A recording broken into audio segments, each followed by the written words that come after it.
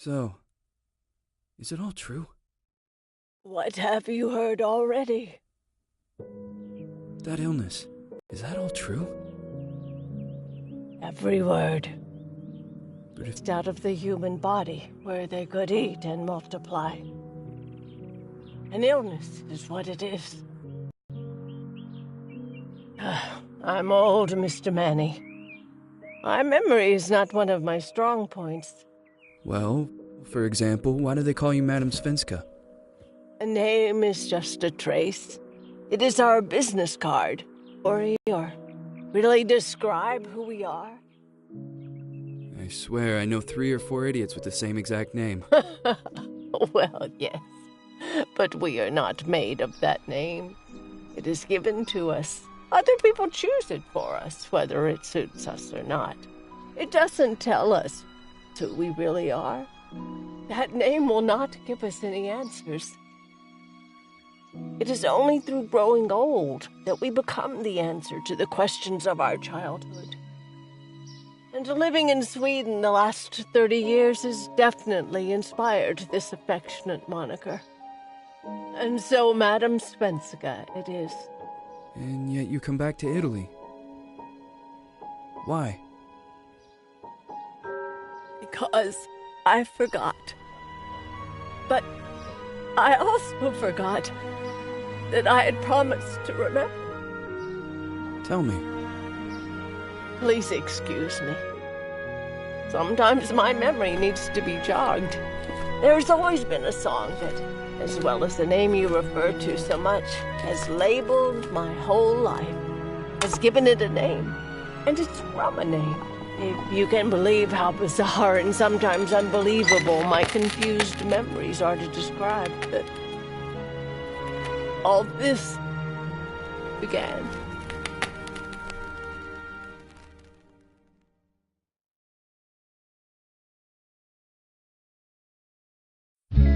Say goodbye, party flows from my eye.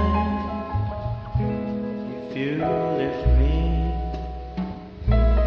sure you miss me. If you fly, you lose something in the sky. Come on, let's dance.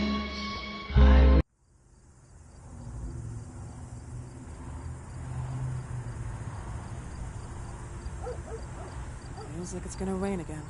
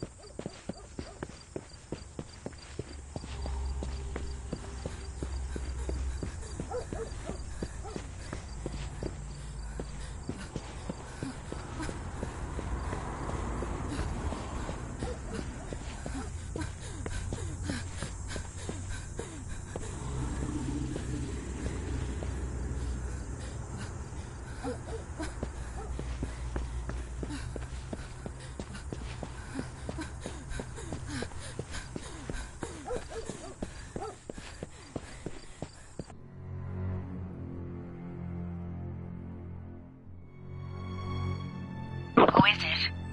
Yes, hello. I'm Dr. Reed from the Santa Margarita Institute. I'm sorry, but Mr. Felton is no longer a patient. I know. This is why I'm here. Hello? Anyone?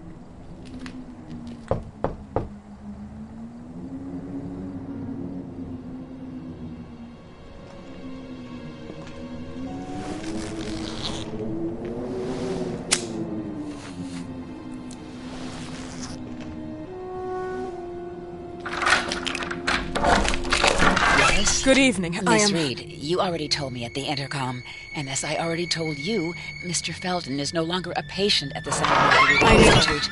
I came here voluntarily, outside the Institute. So what do you want? I am personally re-examining your case. Causes, reagents. I strongly believe there are alternative ways and probably other experiments that are worth a try. I am fighting with the Institute to recognize there are other adequate remedies for your husband's pathology. Oh, no, please. I'm just assisting him. I'm his nurse. I didn't know. It's okay. I suppose you want to talk to him. Thank you. I apologize for the darkness, but Mr. Felton's sight has been damaged and immensely compromised because of the disease. Anyway, I am Gloria. Oh, and please, refrain from smoking inside. Mr. Felton hates the smell of smoke. Sorry.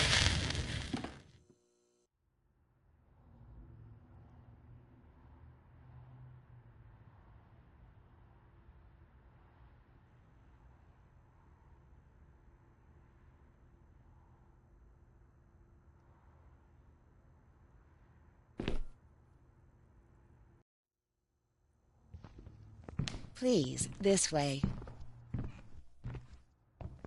Bad habit. Smoking? Yes, such a shame. You should quit.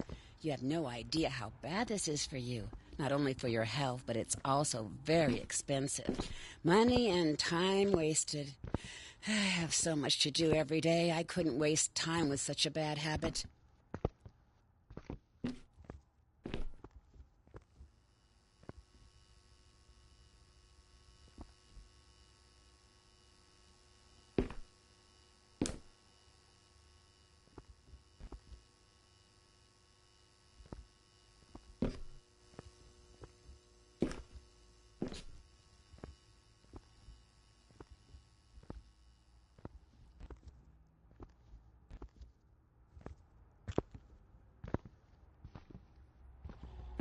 Do you assist Mr. Felton all day? Oh, no, from midday to 8 p.m. Then I go back home. I live near here. If needed, he can contact me with a pager, but that's not often. His wife takes care of him when I'm off. What can you tell me about her? I met her just a couple of times. She's usually out or locked in her bedroom when I'm here. Let's say they don't seem to get along. I didn't know. But, when she's home, she listens to the same music, the same song, over and over.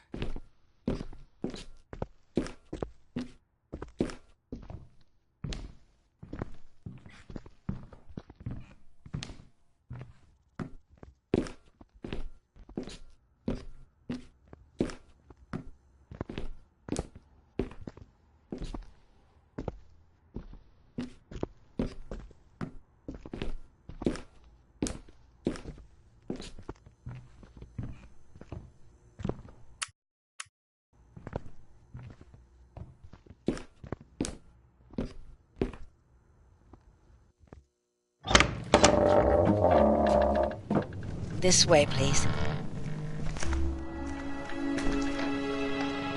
Mr. Felton will be here in a few minutes. Okay.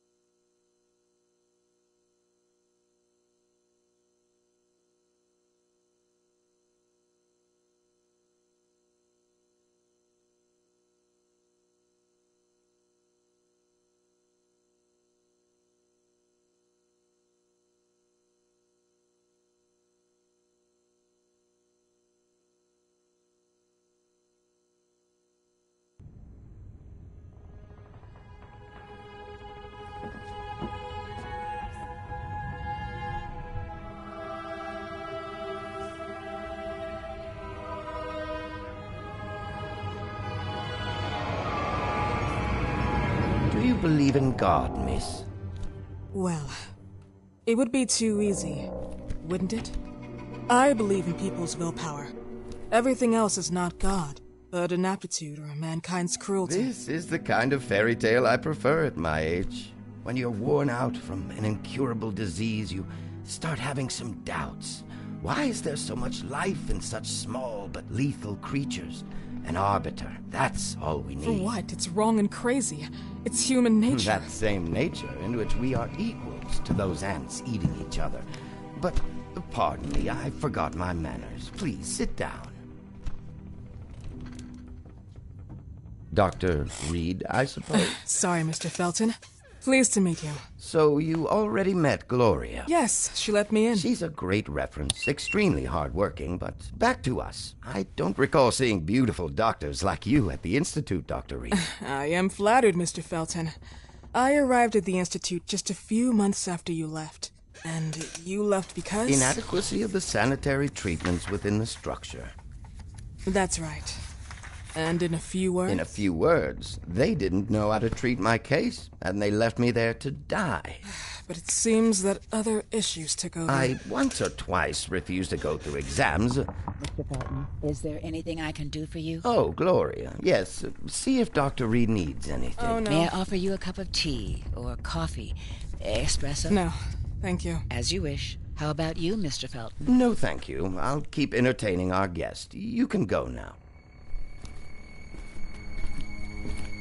You're diagnosed? 1958? Yes, indicatively. Some friends and I contracted the disease while traveling to Egypt, and it got worse. In addition to the disease, the first exam showed some inconsistency.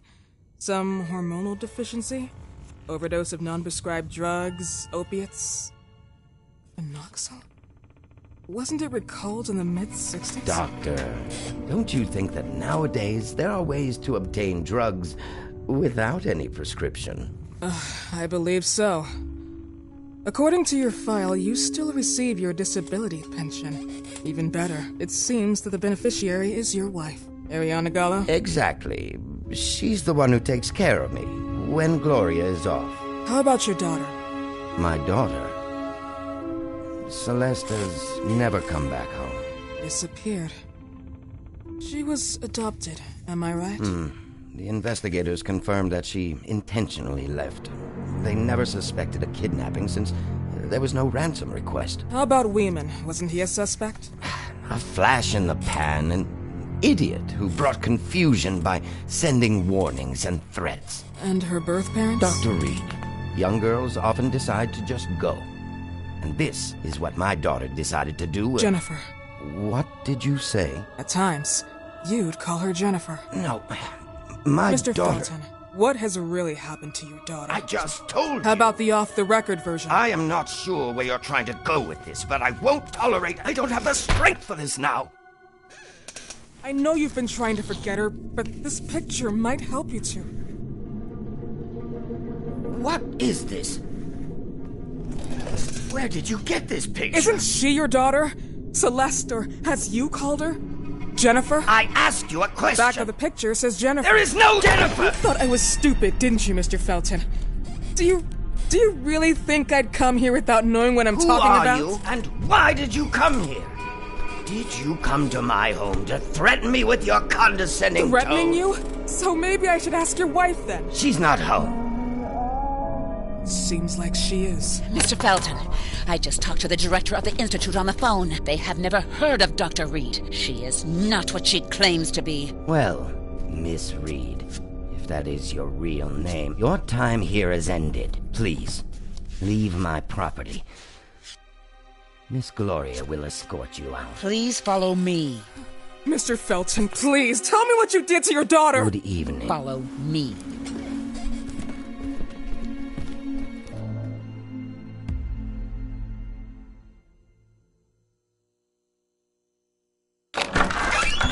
You know the way. How do you even... How do I do what? How do you even sleep at night? You use people's lives regardless of the pain you cause. The Feltons have been through a lot. And they are good people. Gloria, a young girl disappeared. We all know the story, unfortunately. A burden that the Feltons will have to carry for the rest of their lives. Celeste just left them. If that was the case, there was a motivation behind it. And it threatened her life.